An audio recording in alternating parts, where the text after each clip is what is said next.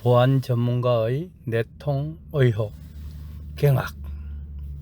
12345라는 중앙선거조작위원회 비밀번호.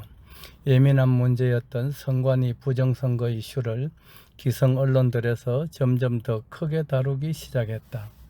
이제는 부정선거 문제를 검증하자는 목소리들이 나오고 있다. 의혹은 풀어야 한다는 것이다.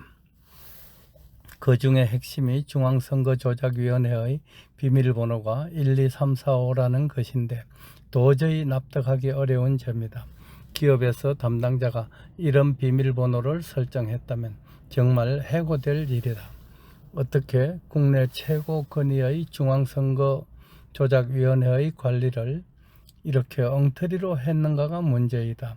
지금 중앙선거조작위원회 검증론이 신동아에 실렸는데 북한이나 중국의 해킹이 없었다고 단정할 수 없다는 것이다. 당연히 선관위는 표적이 되었을 가능성이 높다. 단언은 못하지만 선관위 서버가 노출되어 있다는 그 자체가 문제이다. 해킹 가능성이 열려 있었다는 자체가 문제였던 것이다. 선관위가 이 부분을 검증하지 않는 자체가 문제이다. 서버를 검증하고 예방해야 하는 조치를 취해야 되는데 하지 않았다. 선거인 명부, 유령 유권자 등 이런 얘기가 나온다는 것 자체가 민주주의에 대한 엄청난 도전이다. 서버 보안 관계자의 PC를 조사해야 할 필요가 있다. 부정선거가 있었다 없었다 하는 차원보다 왜 그렇게 보안을 허술하게 방치했는지 책임자에 대한 조사를 해야 한다.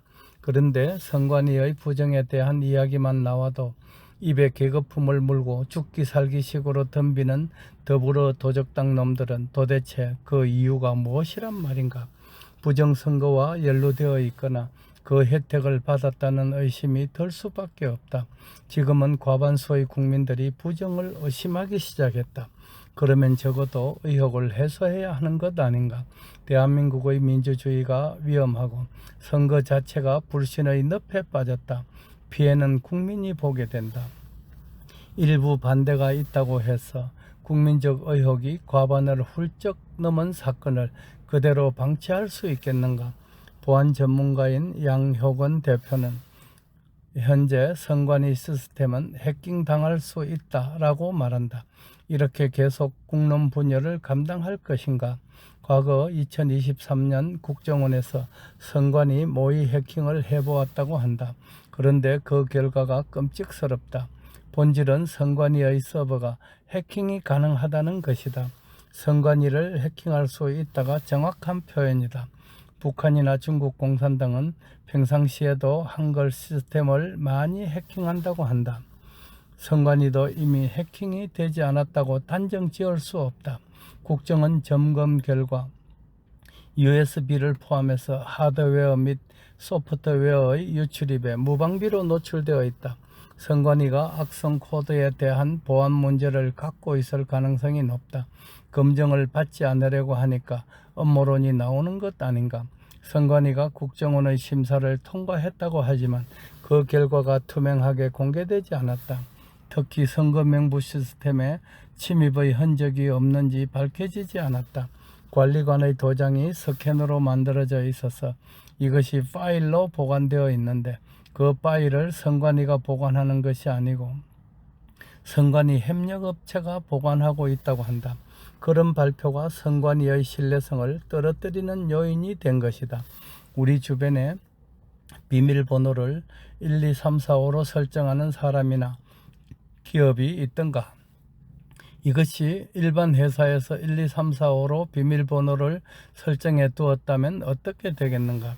아무리 선관위가 말로는 해킹 위험이 없다고 해도 비밀번호를 이렇게 유치한 수준으로 설정하는 것을 볼 때 어떻게 보안 수준을 믿을 수 있겠는가? 더 늦기 전에 선관위는 결단을 내려야 한다. 국민들의 의혹을 해결해 주는 것이 선관위의 책임이다. 부정선거에 대한 규명이 이번 윤석열 대통령이 계몽령을 발동시킨 큰 이유이다. 헌재가 이 점을 소홀히 하고 있다는 것이 문제이다. 우리가 지속적으로 문제 제기를 해야 한다. 선관위의 부정선거 의혹이 해소될 때까지 우리 모두 목소리를 모아서 대한민국의 민주주의를 사수하자. 리짜이민과 더불어 도적당 놈들은 모두 감옥에 갈 준비를 하고 있거라. 윤석열 대통령님, 때가 왔습니다. 당신은 당군 이래 민족 최고의 지도자로 남을 것임을 확신합니다. 감사합니다.